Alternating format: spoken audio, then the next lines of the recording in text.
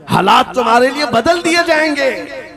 थोड़े दिनों की बात है, इसीलिए इकबाल ने कहा था, सच्ची बात है नौजवानों, मेरा पैगाम ये है, अगर सुनना है तो सिर्फ इतना है, कुफ्र दम तोड़ देगा टूटी हुई शमशीर के साथ, कुफ्र दम तोड़ देगा टूटी हुई शमशीर के साथ। घर तुम निकल आ जाओ एक बार नारे तकबीर के साथ। तेरे इश्क की बदौलत मुझे जिंदगी मिली है, क्या बात है, मेरी बात बन गई है तेरी बात करते करते, है जो जिंदगानी बाकी ये इरादा कर लिया है, तेरे मुनकिरों से आका मैं मरूंगा लड़ते लड़ते। क्या बात है, बड़ी अजीब बात है।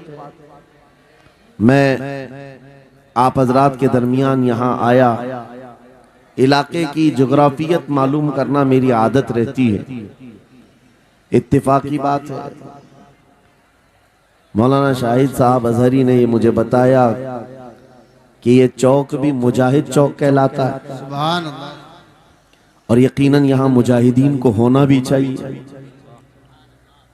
और शायद 17 नंबर भी है कुछ, जो हमारे बद्र की तारीख भी है। क्या बात है, सुभान अल्लाह, जहाँ 17 नंबर बद्र की तारीख याद दिलाई जाए और नाम भी मुजाहिद हो, तो वहाँ के बंदे को बुज़दिल होना ज़ेब नहीं देता। क्या बात है, नारे तकबीर, नारे रिसालत, लब्बैक या रसूल अल्लाह, लब्बैक या रसूल अल्लाह। ऐ सुन्नी नौजवानों, आपके इस जलसे पाक में आने से कबल डॉक्टर समी साहब ने मुझे ये हालात भी सुनाए और बता रहे थे कि यहाँ किस तरह की वाहियात और खुराफात भी चल रही हैं, लेकिन साथ में एक अफसोसनाक खबर ये भी मिली कि एक इतना बड़ा गंजान आबाद इलाका जिस पर जालिमों की बुरी नजर लगी हुई है और वो तुम्हारे घरों से तुम्हें बेघर करने की कोशिश में लगे हुए हैं। एक बात याद रखो, मैं आज के इस मिंबर से उन्हें पैगाम दे करके जाता हूँ, तुम क्या तुम्हारे बाप दादाओं ने भी उखाड़ने की कोशिशें की हैं। क्या बात, और सिर्फ ये एक खित्ता नहीं है, एक खित्ता नहीं है, इन कीड़ों की तो कोई हैसियत नहीं, इनका बाप इजराइल मिलकर गज्जा को कुछ नहीं कर सका। कत्ल करने का मतलब फना करना नहीं होता।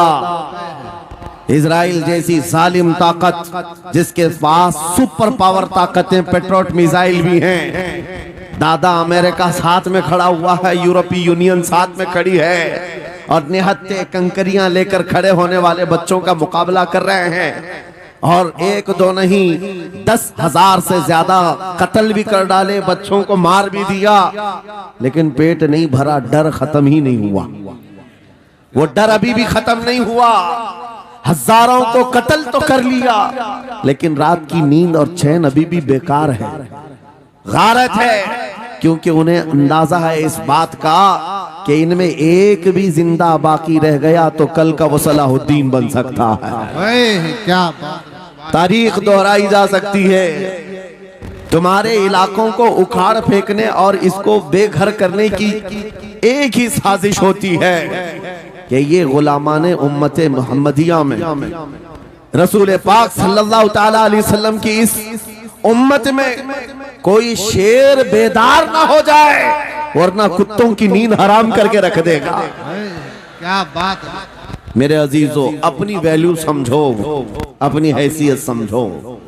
जब तुम्हारे साथ बुरी नजर लग जाए तो तुम्हारे उरूज और इर्तिका की मंजिलें शुरू हो जाती हैं। उन जालिमों को ये तारीख याद होना चाहिए कि जब मेरे ख्वाजा सरकार गरीब नवाज हिंदुस्तान तशरीफ लाए थे, उनके आने के बाद जो कुछ भी उनके साथ किया गया, उनके बाप दादाओं ने तारीख बताई होगी। गरीब नवाज को निकालने के लिए, उनकी झोपड़ी उजाड़ने के लिए, उनके खीमे को तोड़ने के लिए, यहाँ तक के सरकार गरीब नवाज जिस दरख्त के नीचे बैठे वहां से उठवा दिया, क्या क्या नहीं किया। लेकिन आज तारीख 800 साल के बाद भी सन्नाटेदार थप्पड़ मार करके बता रही है, जिसको तुम यहाँ से बेघर करने की कोशिश कर रहे थे, अल्लाह ने उसे ऐसा बादशाह बनाया तुम्हारी हुकूमतें 5 साल के बाद डील डोल होने लगती हैं, और उस मर्द कलंदर की हुकूमत 800 साल से चल रही है, वो भी गर्दनों पर नहीं लाखों दिलों पर हुकूमत कायम है। क्या बात है भाई, सुभान अल्लाह। कुरान में अल्लाह फरमाता है वो अम्मा मा यनफउन्नास फयमकुतु फिल अर्द, जो लोगों को नफा देता है वो जमीन में बरकरार रहता है। बेशक कुरान की आयत पढ़ करके मैं तुम्हें हौसला देता हूँ, तुम्हें यह हौसला देता हूँ। अल्लाह ने कुरान में फरमाया इन्ना अर्दी वासिआ, मेरी जमीन बहुत कुशादा है, मेरी जमीन बहुत कुशादा है। रब ताला फरमाता है वलक़द कतबना फी ज़बूरी मिन बादि ज़िक्र अन्नल अर्ज़ यरिथुहा इबादियस सालिहून, हमने ज़बूर में ये लिख दिया है कि हम इस जमीन का वारिस नेक बंदों को बनाएंगे। सुभान अल्लाह। आप इस बात के खौफ में न रहे, इस बात के खौफ में न रहे। अजीज़ान गिरामी वक़ार, जो काम तुम्हें करने के लिए कहा गया है वो क्या है? वो एक ऐसा इनकलाब इस जमीन से आना चाहिए, एक ऐसा इनकलाब। आपको मैं एक बात बता दूं तारीख में, जो तुम्हारी सिचुएशन और तुम्हारी हालत के मुताबिक हो, मैं वो बात करने की कोशिश करता हूं ताकि तुम्हारे दिल पर असर हो। आप जिस इलाके में रह रहे हैं, आप यहाँ के हालात बेहतर जानते हैं। वो दिन याद करो जब नबी पाक सल्लल्लाहु तआला अलैहि वसल्लम ने ऐलान नबूवत फरमाया मक्का में, और उसके बाद कुफ्फार और मुशरिकीन का जुल्म शुरू हो गया। गरीब सहाबा को पकड़कर मारते थे। हजरत बिलाल हबशी, हजरत खुबैब इब्न अदी, हजरत खब्बाब इब्न अल-अरद, हजरत जैद बिन दसना, हजरत अम्मार बिन यासिर, ये वो सहाबा हैं जिनको सिर्फ मारा नहीं गया है, आग में तपाया गया है। सब कर लिया। मॉब लिंचिंग मक्का के जालिम करते थे बहुत। और एक दिन ऐसा आया, तवज्जो, मैं जो कहने जा रहा हूं, नबी पाक सल्लल्लाहु तआला अलैहि वसल्लम हरम पाक में दाखिल हुए, मस्जिद हरम में आए। खाने काबा की चाबी उस वक्त उस्मान बिन शैबा के पास हुआ करती थी, जो ईमान लाए हुए नहीं थे। ये हजरत उस्मान गनी नहीं है, वो दूसरे उस्मान है। उस्मान बिन शैबा के पास काबे की चाबी होती थी। हुजूर पाक सल्लल्लाहु अलैहि वसल्लम ने उनके पास आकर के कहा, उस्मान काबे की चाबी दो, दरवाजा खोल के मैं अंदर जाना चाहता हूं। उन्होंने कहा नहीं, तुम हमारा दीन छोड़े हुए हो, हमारे दीन से तुम बरगश्ता हो, मैं तुम्हें काबे में अंदर आने नहीं दूंगा। किससे कहा? कायनात के आका व मौला रसूलुल्लाह। हुजूर ने कुछ नहीं कहा। तवज्जो, मेरे आका ने फरमाया उस्मान याद रखना, एक दिन ये चाबी मेरे पास होगी, और ये चाबी मैं जिसको चाहूंगा दूंगा, और कयामत तक उससे कोई चाबी छीन नहीं सकेगा। सुभान अल्लाह, सुभान। इतनी बड़ी बात, जबकि मक्का के हालात बहुत अलग थे। जगह जगह सहाबा को मारा जा रहा था और छुप छुप करके इस्लाम की तबलीग की जा रही थी। उस जमाने में मेरे आका फरमाते हैं उस्मान, ये चाबी एक दिन मेरे हाथ में होगी काबे की, मैं जिसे चाहूंगा अता करूंगा, और फिर कयामत तक उससे कोई चाबी नहीं छीन सकेगा। यह हदीस पाक में मौजूद है। उस्मान बिन शैबा कहते हैं पहले तो मुझे हंसी आई, क्योंकि ये खाने काबा की चाबी की जिम्मेदारी आम नहीं होती, खानदानी है, बरसों से चली हुई विरासत के साथ आती है। और ये इस तरह से मुझे कह रहे हैं कि चाबी इनके पास चली जाएगी। और फिर उस्मान बिन शैबा कहते हैं इनके हालात देख करके तो लग नहीं रहा था कि चाबी जाएगी, लेकिन जलाल जिस अंदाज में गुफ्तगू हो रही थी, ये देखकर डर भी लग रहा था कि कहीं ये सचमुच चाबी ले तो नहीं लेंगे। फिर उस्मान बिन शैबा कहते हैं वो हालात भी आ गए कि जब रसूलुल्लाह हिजरत करके चले गए मक्का से, सहाबा भी घर बार छोड़कर चले गए। उस्मान बिन शैबा कहते हैं आप तो दिल मेरा चौड़ा हो गया, कहां मुझसे चाबी लेने की बात कर रहे थे, कहां इनका घर भी नहीं बचा, घर भी छोड़कर जाना पड़ा। अगर कल तुम्हारा घर छोड़कर जाना पड़े तो मेरी ये बात याद रखना, इस हदीस को याद रखना। हुजूर पाक हिजरत करके चले गए, सहाबा भी अपने घर बार सब छोड़कर मदीने चले गए। उस्मान बिन शैबा कहते हैं अब तो मेरा सीना चौड़ा था, कहां ये चाबी की बात करते थे, कहां अपना घर भी नहीं रख सके। साल गुजर गया, 2 साल गुजर गए, 3 साल गुजर गए, 4 साल गुजर गए, 5 साल गुजर गए, 6 साल गुजर गए। हिजरत के बाद फिर वो दिन आ गया जब नबी पाक सल्लल्लाहु अलैहि वसल्लम 10,000 सहाबा के साथ 20 रमजानुल मुबारका को मक्का में फातह मक्का बनकर दाखिल हो रहे हैं। सुभान अल्लाह, सुभान अल्लाह। 6 साल के बाद वापस ही है जब हुजूर तशरीफ लाए। मक्का की गलियों में अब मुकाबला करने की किसी की हिम्मत नहीं थी, ताकत नहीं थी। हुजूर पाक जैसी हरम मक्का में दाखिल होते हैं, सारे इधर उधर छुप करके भाग रहे थे जिन्होंने जुल्म किया था अपने दौर में। कोई इसके घर भाग रहा है, कोई उसके घर भाग रहा है। वो दिन आएगा, याद रखो, वो दिन याद रखना। कुफ्फारे मक्का भाग रहे थे, जान बचा रहे थे, और मेरे आका काबे के पास खड़े होकर के ऐलान कर रहे थे, आज तुम्हारी जान बख्श दी गई है, आज तुम्हारे लिए रहमत का दिन है, हम आज किसी के साथ मुकाबला नहीं करेंगे। हुजूर अपनी रहमत के खैरात बांट रहे हैं। फिर अब सुनो, 10,000 सहाबा के साथ जब मक्का मुकर्रमा में मेरे आका दाखिल हुए, अब खाने काबा खोलने की बात थी। चाबी किसके पास है? उस्मान बिन शैबा के पास। बुलाया रसूलुल्लाह ने, कहा है उस्मान बिन शैबा? आए, सर झुकाए हुए आए, ईमान लाए हुए नहीं थे। कहा लाओ चाबी। चाबी दे दिया हुजूर के हाथ में। कहा है उस्मान, क्या मैंने ये बात नहीं कही थी, एक दिन ये चाबी मेरे हाथ में आएगी? वो सर नहीं उठा सके, सर झुकाए खड़े रहे। मेरे आका ने अपने हाथों से चाबी खोला, खाने काबा का दरवाजा खोला, और वहां से सारे शिर्क कुफ्र की आलाइशों को पाक किया। फिर उसके बाद चाबी बंद करके, अब सुनो, मेरे आका बाहर आए और फरमाया, आज मैं ये चाबी ऐसे आदमी के हाथ में दूंगा जिससे कयामत तक कोई छीन नहीं सकेगा। क्या बात है, सुभान। कितना बड़ा फरमान है मेरे आका का। सुभान। हुजूर ने जब ये फरमाया तो जो बड़े बड़े सहाबा थे उनके दिलों में ख्वाहिश थी, काश चाबी हमें मिल जाए, हमारे खानदान में चलती रहे। वहां सिद्दीक अकबर भी हैं, फारूक आजम भी हैं, उस्मान इब्न अफ्फान भी हैं, हैदर कर्रार भी हैं, रिदवानुल्लाहि अलैहि मजमाइन। सब सहाबा के दिल में ये ख्वाहिश थी, ये चाबी हमें मिल जाए। मेरे आका सल्लल्लाहु अलैहि वसल्लम ने सबकी तरफ देखा और फिर आयत पढ़ी, इन्नल्लाह यअमुरुकुम अन तुअद्दुल अमानाति इला अहलिहा। बेशक अल्लाह तुम्हें हुक्म देता है अमानत उसके अहल के सुपुर्द कर दो। ये आयत पढ़ करके मेरे आका फिर उन्हीं शख्स को बुलाते हैं जिनके पास पहले से चाबी थी। उस्मान बिन शैबा, करीब आओ, करीब आओ। वो कहते हैं मेरी तो हालत गैर थी, आज तो मैं मुजरिम बन करके आया था, कैदी बन करके आया था, मुझे तो आज मारा जाना था, ईमान लाए हुए नहीं थे। हुजूर ने कहा ये चाबी वापस मैं तुमको ही देता हूँ और सुबह कयामत तक ये तुम्हारे खानदान में रहेगी।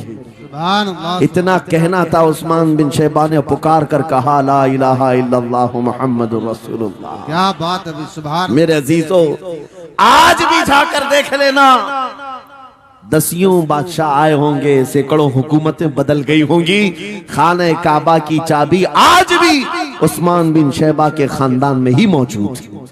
वो सहाबी रसूल।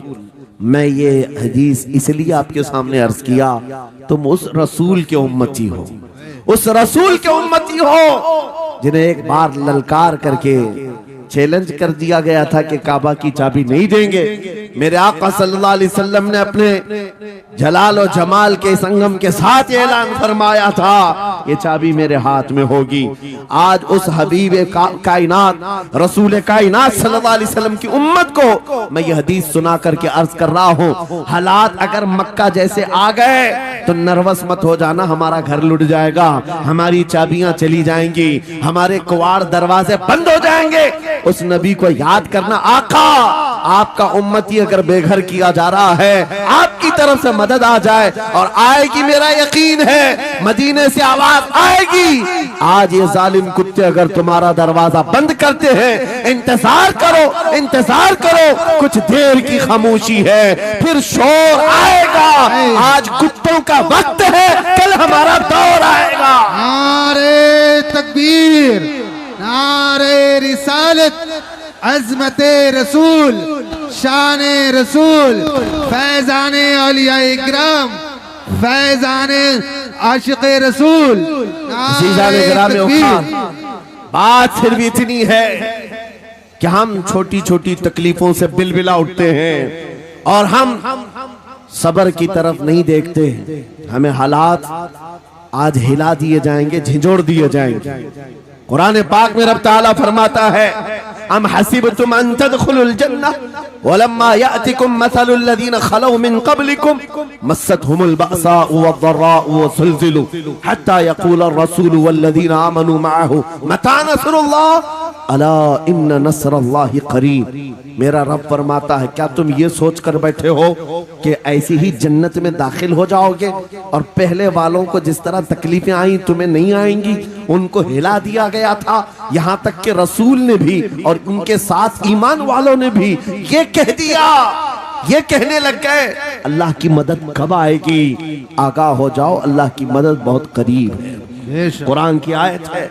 तुम अगर ये गुमान करके बैठे हो कि यूं ही जन्नत में चले जाए, हाँ यूं ही हम सारी मंजिलें तय कर लेंगे, जिसका जितना ईमान होगा उतना वो आजमाया जाएगा, उतने इम्तिहानात से गुजारा जाएगा। आज ऐ नौजवानों, तुम्हारे इम्तिहान का वक्त करीब आने वाला है। तुम्हें क्या करना चाहिए? क्या करना चाहिए? इम्तिहान देने के लिए तैयार रहना चाहिए, वरना हवाओं की कीड़े मत बनना। आज हवा उनकी चल रही है तो उनकी जय जय करेंगे, कल इनकी चल रही है इनकी जय जय करेंगे। ईमान वालों की ये मेयार नहीं है। जो ईमान वाला है वो हर आंधी में डटा रहता है, जमा रहता है। खालिद बिन वलीद को याद करो, एक लश्कर लेकर के वो एक इलाके में गए थे। तवज्जो है नौजवानों, हाँ मैं देख रहा हूं बहुत सारे खड़े हुए हैं और बैठे हुए भी हैं। जो जैसा है वहीं जमा रहेगा, क्योंकि ये महफिल रसूल है, महफिल रसूल है। जाहिर सी बात है, खड़े होने वाले वो भी उतना सवाब हासिल करेंगे, बैठे हुए भी। लेकिन कुरान कहता है ला यस्तविल काइदून, यानी बैठे हुए लोग खड़े हुए लोगों के बराबर नहीं होते। खैर बात यह है कि आप अपना जहन इस तरफ रखें। खालिद बिन वलीद, उस अजीम मुजाहिद की बात कर रहा हूं रदी अल्लाह तआला अन्हु। एक लश्कर लेकर, नौजवानों का लश्कर था, एक ईसाई किले का मुहासरा कर लिया। और किले का मुहासरा करने के बाद अंदर सख्त लोग थे, मुकाबला कर रहे थे, लेकिन किला फतह नहीं हुआ। अब अंदर वालों ने यह मशवरा कर लिया, जो बड़ा राहिब था, पादरी था, कहा ये खालिद बिन वलीद है, इससे लड़ना आसान नहीं है। ये जहां जाता है फतह के झंडे गाड़ कर आता है। उसने जो गुरु घंटाल था सबको जमा किया और कहा मैं एक तरीका ढूंढा हूं, इसके जरिए से इनके ऊपर हम कामयाबी हासिल किसी को बर्दाश्त नहीं कर पाते तो ये अपने रसूल और अपने दरमियान किसी और को क्यों बर्दाश्त कर सकते हैं? क्या बात है, बहुत अच्छा। हम गुलामों के लिए इनके जज्बात हैं तो रसूल के लिए जज्बात और हैं। अल्हम्दुलिल्लाह वो इश्क अभी सलामत है, इसीलिए तो हम घूम रहे हैं। अगर मरे होते तो मुर्दों को कौन खिताब करता? जिंदगी अभी बाकी है और हमें उम्मीद भी बाकी है, उम्मीद बाकी है। खुराफात आ गई है, मुझे पता है, गलत काम बहुत आ गए हमारे मोहल्ले में। मुझे सुबह से बताया गया बहुत सारे, ये एक मोहल्ले का अलमिया नहीं है। हम जहाँ जा रहे हैं शहरों के शहर नशे में तबाह हैं, बर्बाद हैं, लेकिन साथ में मुझे इस बात का यकीन है हुजूर की ये उम्मत गुनहगार तो हो गई है लेकिन गद्दार नहीं है। क्या बात है, बहुत। हुजूर की गद्दार नहीं है। आज भी अगर इनसे कह दो, चाहे वो किसी भी तरह का अमल रखता हो, हुजूर की इज्जत की बात आई तो अपनी गर्दन लेकर हाजिर होने को तैयार सुभान अल्लाह है या नहीं मेरी इस बात पर? सुनो, खालिद बिन वलीद जब किले का मुहासरा कर चुके हैं, ईसाई पादरी ने अपने सारे साथियों से कहा हम इनको 3 दिन का टाइम देते हैं कि हम इनको सुलह करने की बात करेंगे, लेकिन मेरी एक शर्त होगी। या अपने नौजवान साथियों को लेकर बाजार से गुजरते हुए आ जाए, अगर सही सलामत इनके सारे फौजी आ गए हम किले की चाबियां दे देंगे। सारे ईसाइयों ने पूछा क्या करना क्या चाहते हो? उस पादरी ने कहा मुल्क की मशहूर खूबसूरत लड़कियों को और जरो जवाहरात को मैं रास्ते पर बिछा दूंगा, नंगी लड़कियों को खड़ा कर रखूंगा। जब खालिद बिन वलीद की फौज यहाँ से गुजरेगी, नौजवान है, नफ्स भड़कता है, और इस तरह से एक नौजवान को खरीदने के लिए दो ही चीजें होती हैं, एक औरत है, दूसरी दौलत है, और नौजवान इसमें फिसल जाता है। मैं जानता हूं कि जब ये दोनों चीजें सजा कर रख दी जाएं, खालिद बिन वलीद के ये लश्करी टूट पड़ेंगे औरतों पर और दौलत पर, हम आसानी से इन पर काबिज हो जाएंगे। सबने वाह वाह किया, तालियां बजाई, और पादरी आकर खालिद बिन वलीद से कहता है हम आपसे लड़ना नहीं चाहते, हम आपसे मुकाबला नहीं करना चाहते। आप 3 दिन के बाद अपने लश्करियों को लेकर इस बाजार से गुजरते हुए आ जाइए। सही सलामत अगर आप पहुंच गए तो किले की चाबियां आपके हवाले कर दूंगा। तवज्जो, खालिद बिन वलीद ने कहा मंजूर है, ये शर्त मैं इत्तेफाक करता हूँ। वापस आए, अपने साथियों से कहा जंग नहीं करनी है, लेकिन एक ही शर्त उन्होंने रखा है, 3 दिन के बाद इस बाजार से गुजर कर हमें जाना है, लेकिन कोई ना कोई हरबा तो होगा, कोई ना कोई साजिश तो होगी, हर चीज के लिए तैयार रहना। खालिद बिन वलीद अपने उन नौजवान लश्करियों से कह रहे थे, ऐ नौजवानों तवज्जो से सुनना इस बात को, आज भी दुनिया ये सारे हरबों पर अमल कर रही है हमारे साथ, हमारे नौजवानों के साथ। खालिद बिन वलीद के 3 दिन गुजर गए, ईसाइयों ने अपनी तैयारियां खूब कर ली। बाजार में ओरियां लिबास में, आधे लिबास में नंगी लड़कियों को खड़ा किया, सरो जवाहरात दौलत के अंबार बिछा दिए। जब खालिद बिन वलीद के सिपाही मैदान में गुजरते हुए उस बाजार में आते हैं, पहला कदम रखा था, नजरें पड़ गई, खालिद बिन वलीद रुक गए, पलट गए, अपने लश्करियों से कहा वही आज मैं तुमसे कह रहा हूं। उन्होंने कहा था ऐ नौजवानों, ऐ रसूलुल्लाह के शहदाइयों, तुम्हारी इम्तिहान का दिन है, आज तुम्हारे इम्तिहान का दिन है। अगर तुम्हारा कदम फिसल गया, सुबह क़यामत तक तुम पर लानतों की फटकार होगी, और अगर जमा रहा, सुबह क़यामत तक अल्लाह की रहमत के फूल बरसाए जाएंगे। नौजवानों ने पूछा करना क्या है हमें, आज कौन से इम्तिहान में कामयाब होने का तरीका क्या है इस इम्तिहान में? खालिद बिन वलीद ने कहा कुछ ना करना, बस अपने रसूल की सुन्नत पर अमल करना। कहा हम तो करते हैं, यहाँ क्या करना है? खालिद बिन वलीद कहते हैं मैंने मेरे मुस्तफा करीम को देखा है, जब रसूलुल्लाह मदीने के बाजार से गुजरते थे अपनी नजरें नीची करके जाते थे। आज तुम बाजार से जा रहे हो, बस इस सुन्नत पर अमल कर लो, अपनी हया की नजरें झुकाकर चलना, फिर उसके बाद अल्लाह मालिक है। खालिद बिन वलीद के जोश और वलवले से भरी हुई ये तकरीर ऐसी असर कर गई, वो नौजवान एक दो नहीं थे, सैकड़ों की तादाद में थे, सर झुकाए बाजार से ऐसे चल रहे हैं। तारीख निगार कहते हैं वो इस तरह से चल रहे थे कि उनके सरों पर अंडा भी रख दिया जाता तो नहीं गिरता, न इधर हिलाए न उधर हिलाए, न इधर देखे न उधर देखे, और बराबर अपनी नजरें जमीन पर झुकाए हुए तेजी से चलते हुए उस किले के फाटक तक पहुंच गए। वहां वो पादरी साहब इंतजार में थे, भटक गए होंगे, औरतों से भिड़ गए होंगे, दौलत जमा कर रहे होंगे, मगर ये दीवाने ठुकराते हुए हर दौलत और उरियानियत को उस किले के फाटक तक पहुंच गए। पादरी सामने आया, किले की चाबियां वादे के मुताबिक खालिद बिन वलीद की गोद में डाल दिया और कहा एक बात बताओ ऐ खालिद, एक बात तो बताओ, ये जो तुमने जमात, ये जो तुमने लश्कर जमा किया है सिपाहियों का, ये इंसान है या फरिश्ते हैं? इनके दिल है या नहीं? इनकी ख्वाहिशात है या नहीं? इनके जिस्मों में नफ्स है या नहीं? हमने मुल्क की सबसे खूबसूरत तरीन औरतों को खड़ा कर दिया था, दौलत को बिछा दिया था, इनमें से एक भी उसकी तरफ तवज्जो नहीं किया। खालिद बिन वलीद मुस्कुराकर जो जवाब देते हैं वो हमारा ईमान होना चाहिए। क्या जवाब देते हैं? फरमाते नादान, ऐसा ही उन आंखों को तू खरीदने की कोशिश कर रहा था जिन आंखों में पहले से जमाले मुस्तफा बसा हुआ। क्या बात है, सुभान अल्लाह, अल्लाह अकबर। या रसूल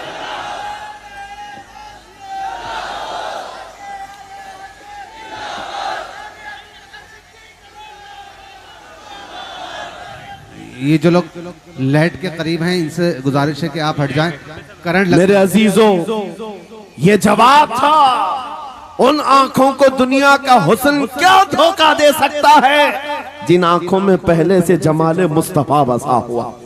और तारीख ने बार बार ये गुमराह करने की कोशिशें की, एक बार नहीं, दो बार नहीं। कलयुबी में एक हिकायत है, हजरत शहाबुद्दीन कलयुबी ने लिखा है, 3 भाई एक ईसाई बादशाह की कैद में आ गए थे।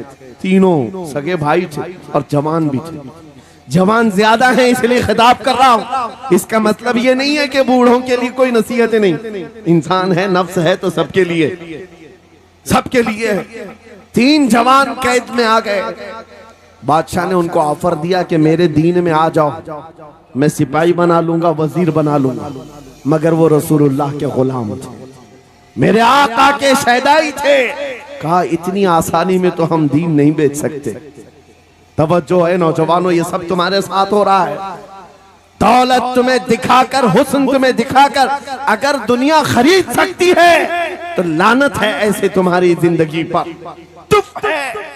फिर वो कैसा ईमान वाला है, कैसा मुसलमान है जिसने अपने नबी की मोहब्बत को हल्की चीज में बेच दिया। उसका कोई ताल्लुक नहीं है। अला ला ईमान अलिमल्ला मोहब्बत अला, आला हजरत ने लिखा है उसका ईमान ही नहीं जिसके दिल में मेरे आका की मोहब्बत नहीं। क्या बात है। अगर मोहब्बत है तो सौदा नहीं करोगे। 3 भाई एक बादशाह की कैद में आ गए और उनको ऑफर दिया गया, दीन बदल लो, हमारे दीन में आ जाओ, छोड़ देंगे। सख्त थे, जमे हुए थे, डटे हुए थे। कहा नहीं। कहा जल्लाद को बुलाओ, कोड़े मारो। कहा तैयार हैं हम। इतना नहीं, बादशाह इतने गुस्से में था, जल्लाद को बुलाया और कहा एक कढ़ाई लाओ, तेल डालो और खौलाओ। तेल डाल करके खौलाया गया। जब तेल खोलने लगा, इन तीनों में से बड़े भाई को उठाकर तेल में डाल दिया। चलते हुए तेल के अंदर जब उस नौजवान को डाला गया तो फौरन दम जदन में रूह निकल गई, शहीद हो गए। 2 भाई देख रहे हैं, अपने बड़े भाई की मौत देख रहे हैं। ये हालात आ गए, ये बातें याद रखना। थोड़ी देर के बाद बादशाह ने दूसरे से कहा अब बताओ तुम्हारा क्या इरादा है। दूसरे ने कहा अब तो और भी तुमने सख्त कर दिया इम्तिहान, हम तो अपने नबी को धोखा नहीं दे सकते और ना ही मेरे शहीद भाई को।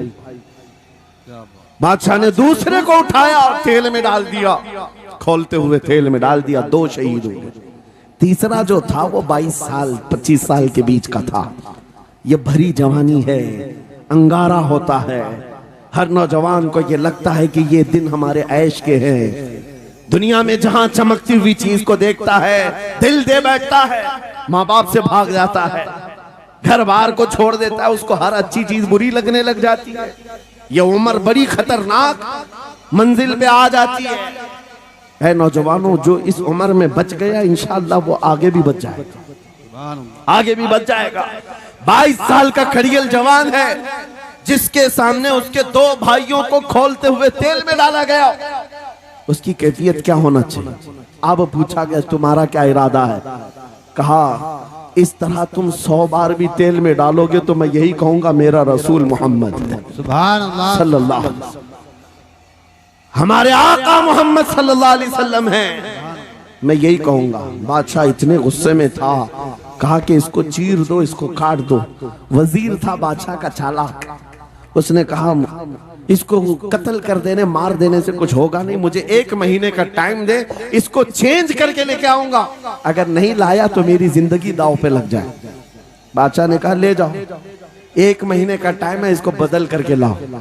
वजह यह थी कि उस वजीर के घर में बड़ी खूबसूरत लड़की थी जिसके रिश्ते के लिए बड़े बड़े बादशाहों के शहजादों के पैगामात आते थे। वजीर ऐसा था कि इस एक नौजवान पर अपनी पूरी मेहनत सर्व करना चाहता था। घर लाया, कमरे में रखा, अच्छी ग़िज़ाएं दी, कहा मैं तुझे मारना नहीं चाहता, कुछ नहीं, तू अपनी जिंदगी में मस्त रह। उस नौजवान ने कहा ठीक है। उसके बाद अपनी बेटी को लगा दिया, ए बेटी तेरे पास तेरे बाप को बचाने के लिए एक ही काम है, इस जवान का दिल जीत करके ले आ, बादशाह से जो चाहे तुझे दिला दूंगा। उस लड़की ने कहा ये तो चुटकी का काम है मेरा। जिसके पास हुस्न होता है उसे ऐसा लगता है हर किसी को अपने दामे फरेब में फंसाएगी। इतना आसान नहीं है, हर कोई लट्टू नहीं होता। रात को जब ये लड़की आती, नौजवान मुसल्ला बिछाता, सजदे में चला जाता और वो खड़ी रहती, बैठी रहती, खड़ी होती, बैठी होती। रात गुजर जाती, वो ओंग ओंग कर चले जाती। कितने दिन हो गए, रोजाना वो बात तक नहीं करता, सर तक नहीं उठाता। उसका सजदा लंबा ही होता चला जाए। जब वो चली जाए, सजदे से उठ जाए। महीना गुजरने को आया, तंग आ गई। कहा उस जवान को, ए नौजवान, ए पत्थर दिल के लड़के, जरा उठकर एक बार मुझे देख तो ले। मेरे हुस्न को देखने के लिए बादशाहों के शहजादे बेचैन रहते हैं। बड़े बड़ी जगहों से मेरे निकाह के पैगाम आते हैं, मगर मेरे बाप की इज्जत की सलामती के लिए मैं तेरे साथ लगी हूँ। क्या बात है, तुझे गुरूर कितना है, मुझे देखता क्यों नहीं? नौजवान ने सर उठाए बगैर कहा, बस तू अपने मकसद में कामयाब नहीं हो सकती, वापस चली जा। इसलिए कि इन आंखों में एक ही हुस्न बस रहा है, वो आमिना के लाल का हुस्न है। क्या बात है भाई, नारे तकबीर। बस वो एक हुस्न बसा हुआ है बहुत और उस हुस्न को धोखा नहीं दिया जा सकता। सुभान अल्लाह, वो खातून के दिल में, उस लड़की के दिल में ऐसी हैबत तारी हो गई, ऐसी हैबत तारी हो गई, कपकपाने लग गई और खड़ी होकर कहने लगी, मैं दिल से गवाही देती हूँ कि तू भी सच्चा है, तेरा दीन भी सच्चा। सुभान अल्लाह, सुभान अल्लाह। उठ जा, मुझे आजाद कर इस तमाम वाहियात जिंदगी से। मैं तेरे साथ आने को तैयार हूँ, तेरे दीन में भी और तेरे निकाह में भी। नौजवान खड़ा हुआ, कहा कि ये ईमान लाई हुई है।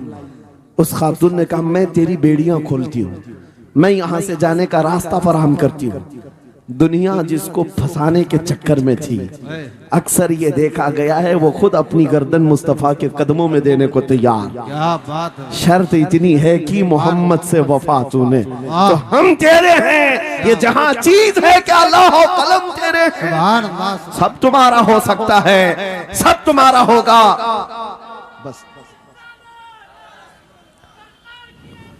जिंदाबाद, मरहबा।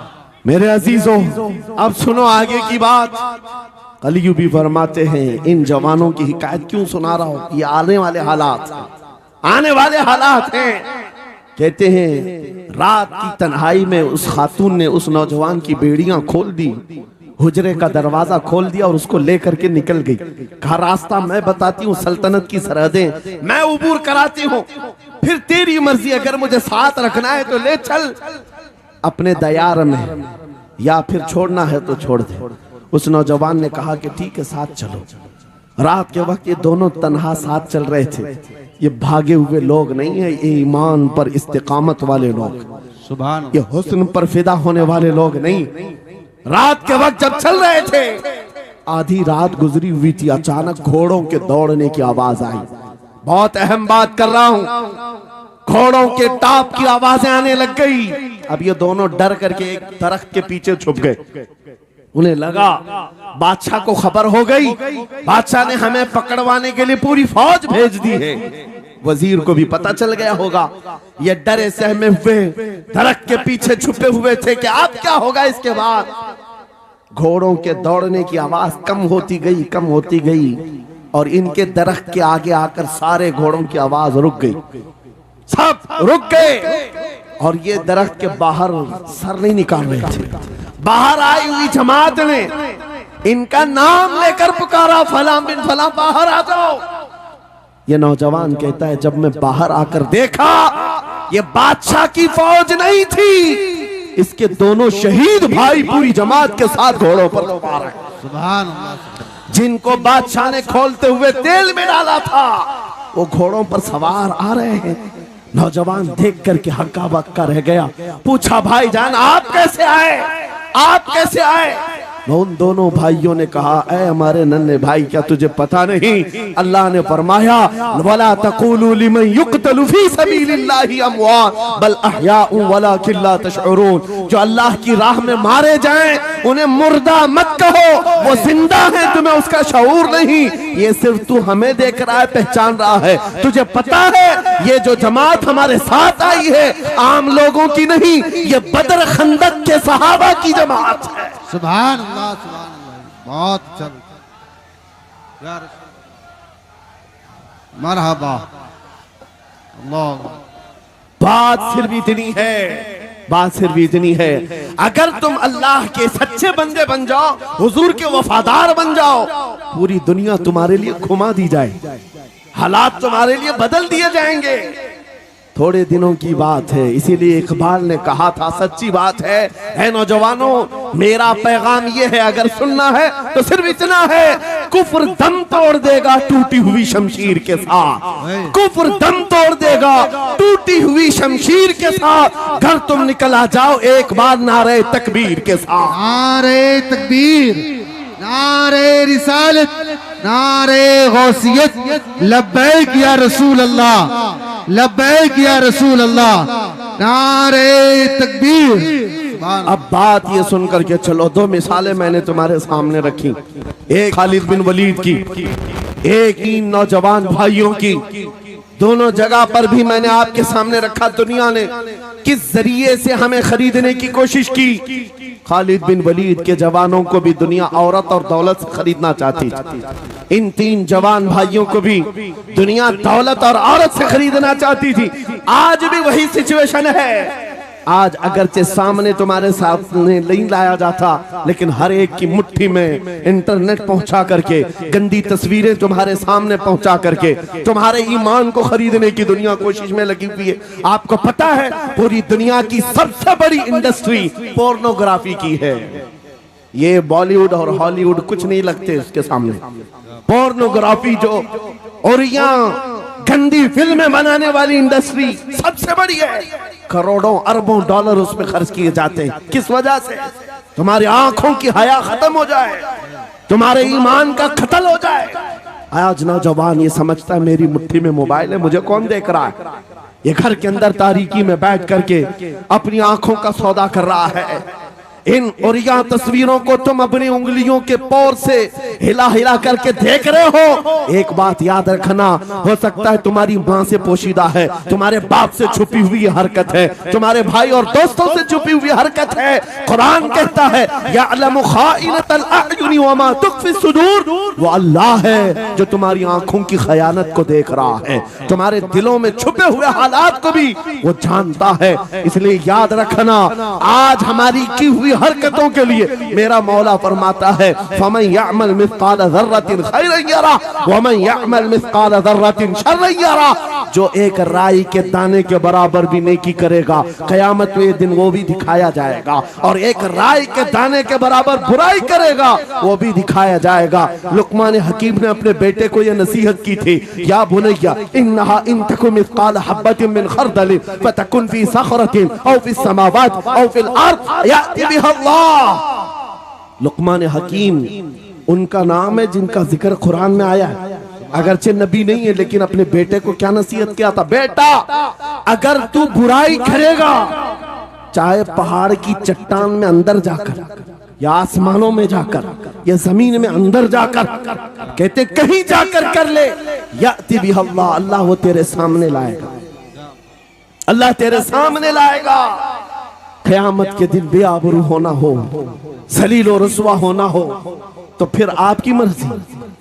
इदा लम तस्तही फस्ना मा शि'त, जब तुम्हारी हया निकल जाए तो तुम जो चाहो कर लो, और अगर ईमान की हया बाकी है तुम्हारे हाथ पैर कांपने चाहिए, तुम्हारे हाथों में कपकपी आ जाए मैं क्या करने जा रहा हूं। ऐ नौजवानों, आज वही सिचुएशन दोबारा आई है।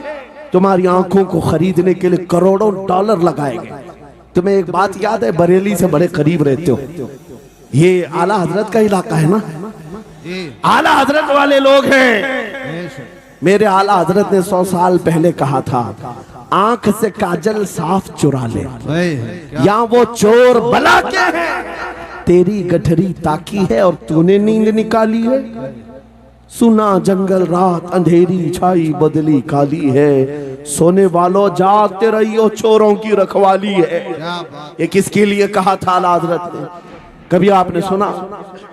हमारे एक साहब है, उनसे हमने कहा था कभी किसी थाने में ऐसा भी केस रजिस्टर हुआ है कि किसी की आंख से काजल चुराया गया हो और आके कंप्लेंट किया हो किसी ने?